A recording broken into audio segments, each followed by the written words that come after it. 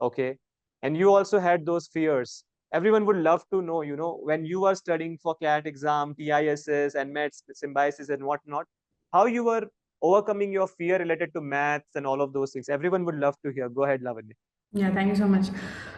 So firstly, as you said, I mean, I'm not from IIT or the NIT, so I apparently would be having so much fears of competing with the best minds within India. But I realized that they are not the scientists or somebody. They are just like us. It's the practice that take us to miles. Initially, when I was taking mocks, my scores were pathetic, literally. So all my confidence levels has gone down to the lowest of the lows.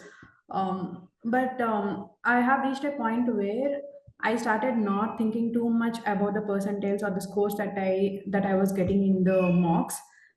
So I had kept some things on my mind. Firstly, you have to correct your mindset, and you shouldn't focus on the end result. Just focus on the journey. That's the main thing that I have kept in my mind, and which helped me to achieve greater things in life. I don't say that cracking a cat or getting into a top B school is a greater thing in your life, because at different phases of life you will be having different definitions of success. But at that time, I can say that having the right mindset helped me to get into top B school.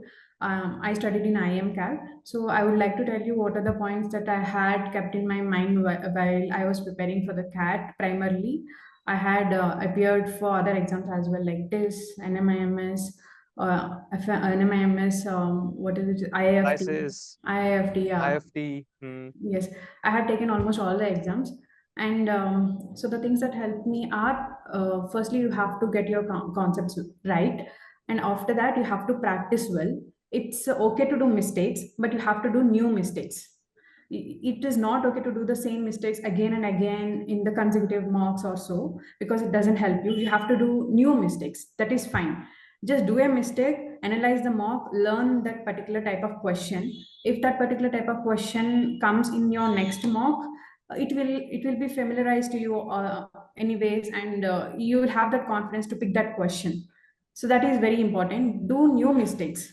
Learn that is important. And as I said, people who got 99.99 are not the scientists at all. It's just that they know different questions. They know n number of models. So whenever they see a particular question in their mind, they'll get an idea of how to do it. So you have to find your comfort zone as well. You have to get an idea of what is your comfort zone and what is not your comfort zone. Since accuracy matters a lot in the competitive exams, within the specified time limit, so you have to understand your strengths and the weaknesses. So you have to people will say that you have to work on your weaknesses, but again, you have to keep your strengths in mind to pick the question and to get that accuracy in your exams. So you have to practice. You have to know the concepts, practice, so that you will get to know a number of questions, and you don't need to waste your time for picking the questions at least in your exam. That helped me a lot. So I used to do many mistakes while taking the mocks or the sectionals. Whenever I get time, I used to take sectionals so that I'll get a number of models, so that in the actual exam, I would get to know the questions or the models, so that I can pick up easily to save my time instead of trying for the first time in the exam. So I'll be having an idea of what to pick directly, and so that with the confidence, I can work on my accuracy. Also, I noticed that while preparing, different approaches works for different people. I mean, for example, for some, if we take the VAR section, some people directly go and do the passages first. Some people go to the grammar section part. Different approaches work for different people. So you have to get an idea of what works for you, so that you don't need to blindly follow the approach that other people follow. So you, with the right mindset, actually I can say it is possible for everybody to crack the exam. It says that at the end, accuracy matters and your time management matters, your practice matters apparently. So whenever you get time, just practice sectionals or analyze your mocks. It's not just important to write many number of mocks, it's equally important to analyze the mocks. Suppose if you spend an hour or so while writing an exam, it's important to spend 1.5 hour or 2 hours to analyze the mock, note down the questions, so that it will be easy for you to revise again in the future whenever you are writing the new mock or so. And as I said, it is important to identify your strengths and the weaknesses. First, you have to follow your strengths, and after that, if you have time, then pick up the models that you wanted to try in the exam, because accuracy matters a lot. And the most important thing is, don't think about the end result. Just focus on the journey. That is fine. People get pathetic scores, but eventually at the end, because of the hard work or the luck factor involved, they'll do really good in the life or whatever it is. So just focus on the journey. That is important. And Awesome. yeah, and lastly, the most important thing is, have right set of people around you. As Mayur sir was telling, Vivek sir actually helped me a lot to clear my fears. Or he is very approachable. Actually, I used to discuss some things that were bugging me related to my personal things as well. He was actually cool to put me on track, so that I don't get any deviations. They're like a family for me. I can say that. Definitely. So all of you who are listening to Lavanya, you're getting the point that it is all about concept. People highlight is that you are working in TCS, you are managing your projects and different accountability and timelines. How you are keeping your consistency, because Vivek sir always talk about that you bounce back. You are deviating sometime here and there, but most of the time you come back very, very strongly. So how Mm. what was the approach for you to manage your time in work and studies together? Everyone would love to learn from that. So it's about the priorities, I can say, and some sacrifices also. I used to go for work from 11 to 8 o'clock, 11:30 to 8 max, and I used to get back, study from 9 to 12 during the weekdays also. And on weekends, most of the time, I prefer to sit at home, and I used to write a mock on Saturday or so, and on Sunday I used to analyze the mock. I used to dedicate complete time for analyzing mocks. Sometimes it's just about the priorities at that particular juncture in your life. Uh, and I mean, I didn't restrict myself entirely to this fixed kind of routine. Whenever I have some functions, or whenever I have plans with my friends, I used to accommodate. But most importantly, during work time also, if I get some half an hour or 1 hour, sometimes I used to utilize that time. I used to go to library. I used to write sectionals. I mean, I may not get full time to analyze that sectional at that day itself, on the day itself, but at least I used to take the sectionals whenever I get time. And after that, yeah, when I am free, then definitely I used to analyze that sectional before I go to the next sectional. So it's about priorities, and sometimes you have to do some certain sacrifices as well if you want something in your life at that juncture. These things help me. And it's not like you have to restrict yourself completely. It's just that you have to prioritize what are the important tasks that you have to finish in on that day. Or In your personal life, like you highlighted, you are going through so many self doubts, low confidence, then when you get that confirmation status from I am Lucknow, how it felt as a person to you, like, because it was something that you was thinking whether you can do it or not in the whole journey. hmm. Everyone would love to learn from that experience Yeah, of you. actually, actually, when I started my preparation, I was aspiring for baby IIMs, like, because I don't have that confidence on me. So I was like, okay, let's go to baby IIM. When I started preparation, Exactly. I was aspiring for baby IIM. I didn't aspire to go to old IIMs. So not just when I cracked IML, when I went to IMC, and when I was walking on the roads of IMC, I used to feel like a dream. I used to feel like, oh, I have come long way. I used to feel that. Yeah, the results also will come sequentially. First, IMA will release the results, B, C, and L. I was waitlisted in C, so I didn't get A, B, C sequentially. So I felt low a bit. Again, I was not expecting any old IIM while prepping. So, but I got good percentile. So I was like, but my L interview actually went well. The interview went very smoothly, so I was confident that I might get IML at that time. So when that happened, it's a big thing. It's a big thing for me personally, as a girl who is from very small village, from Andhra Pradesh, not from NIT or IIT. It's a big thing for me. And yeah, my parents also felt very happy, so I was like very happy. And but in general, I can say that we feel getting into a top B school itself is like a roller coaster road, but after you go to you go to the B school, it would be like n times the roller coaster road that you have come all the way. You have to be mentally very strong after entering into B school also. Especially during the first year, it would be really hectic. Exactly. Definitely, as I said, firstly, after going into, I mean, till I got admission to IMC, it was one level.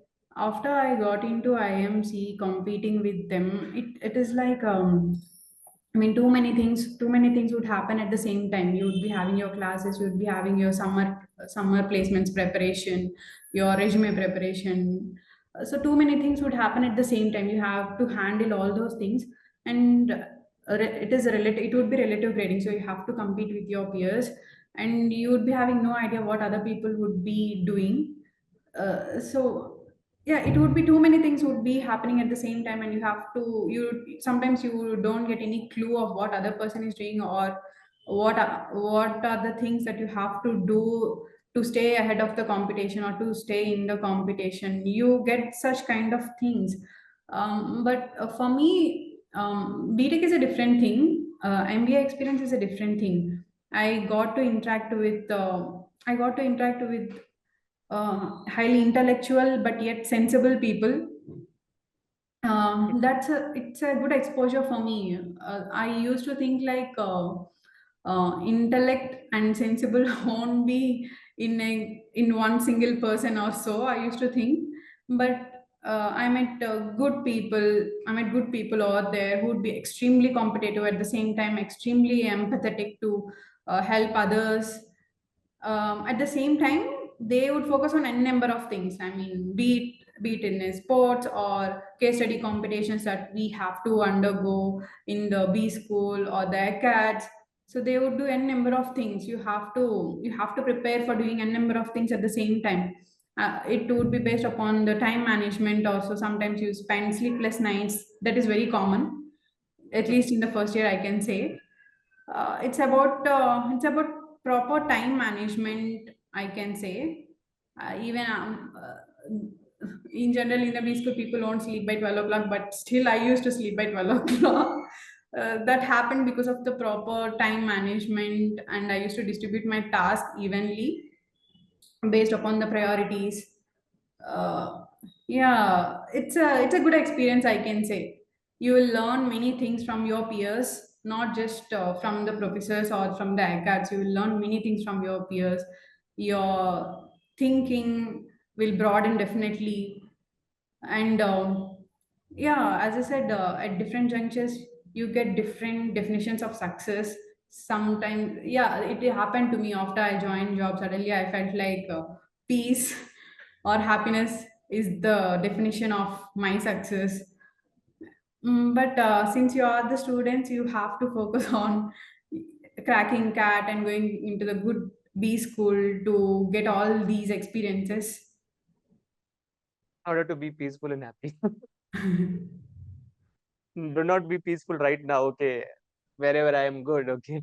Yeah, as I said, at different junctures you'll be having different definitions of success. But just focus on your journey, not on the end goal. You will learn anyways throughout this journey. The principles you would love to share them so that they can actually get the best out of the whole support system that they have, how you used to leverage support from the mentors and relationship managers and everyone would love to apply that beliefs and principle to get the same results. Go Yeah. ahead, Lavanya. Everyone would love to learn from you. So Surbhi ma'am used to send some beautiful messages during morning. with the good morning message. Most of the days, I feel, suppose if I'm thinking, if something is stuck in my mind, most of the times I used to correlate that particular thing with the messages that Subi ma'am used to send me. It's like somebody is assuring you that it happens or things will settle down or something. So it sets your mind. It sets your mind. She used to send me really beautiful messages during the starting of the day. So as I said, most of the times I used to correlate to the things that she used to send me. Uh, it's like it's like there is something stuck in your head without having said about it, or without speaking out about it aloud. Somebody is there to help you out, to clear your mind, to keep you on track, to focus on the things. So that is a really beautiful thing about Surbi ma'am. And as I said, mentoring, I mean, it's such a positive community. VAIR is such a positive community. Earlier, I didn't have such kind of community experience where I can discuss not just about the acads or about my percentiles or so. I mean, they have provided very comfortable platform to discuss anything about your insecurities, fears, and sometimes about your personal things as well. Because maybe you cannot trust everybody around you to share things which are very sensitive or so, and sometimes you need a third person to just listen. Yeah, Vivek sir helped me in that aspect. Sometimes I used to share the things that I don't want to discuss with others, just to get some opinions from the third person I used to discuss. So that helped me. It's like a family, as I said. And the third thing is they networking. I think if I'm stuck anywhere, if I need some help, Vivek sir used to give me the contact of the other person who can help me out from that situation, or who can suggest me correctly from that situation. Networking, actually. So networking also helped me through wire to understand different suggestions, or to get different perspective from my seniors or from the peers who had already been through the same journey. Yeah, so networking, positive affirmations, I can say, the morning messages. And like a family, people cares, I guess, I think, in the wire community. That's a beautiful thing. I mean, after I went to B school also, I think I remember texted Vivek sir for a suggestion. So he didn't hesitate to say no, or so. He was so sweet, and he called me, he listened what I said, and he suggested me. It helps. It helps, actually. It is like we are one community. Who are doubting themselves, who are thinking that they are not going to make it, who are having the doubts about themselves, their fears, the competition pressure. What is the one golden nugget that you would love to share with them? I believe that not just for the CAT, not just for the CAT journey, or uh, whatever the exam that you are appearing to crack. The thing that helped me in the process of life or in the journey is you have to focus on the journey, not on the end result. If you focus too much on the end result, your mind would be occupied with what will happen, what will happen if it doesn't work out, or what I have to do later or so. It keeps on bugging you in your mind. So it won't work out if you focus too much on the end result. You have to focus on the journey. You have to focus on what needs to be done to achieve that. Whatever the end result may be, you have to accept it. But at least you have to put some effort from your side by focusing on the journey. What needs to be improvised, or what needs to be what needs to be improvised to improve your journey to reach that particular point. It's okay to fail, but at least just to focus on the journey. And you should not compare yourself with others, because everybody's journey is a different thing, and everybody would be having different goals at different points of time. So just focus on yourself, focus on the journey, not on the end result. That thing Exactly. applies to the other aspects of your life as well. You don't need to focus too much on the end result. Just focus on the journey and accept what it is. Try to improve. That's it. Awesome.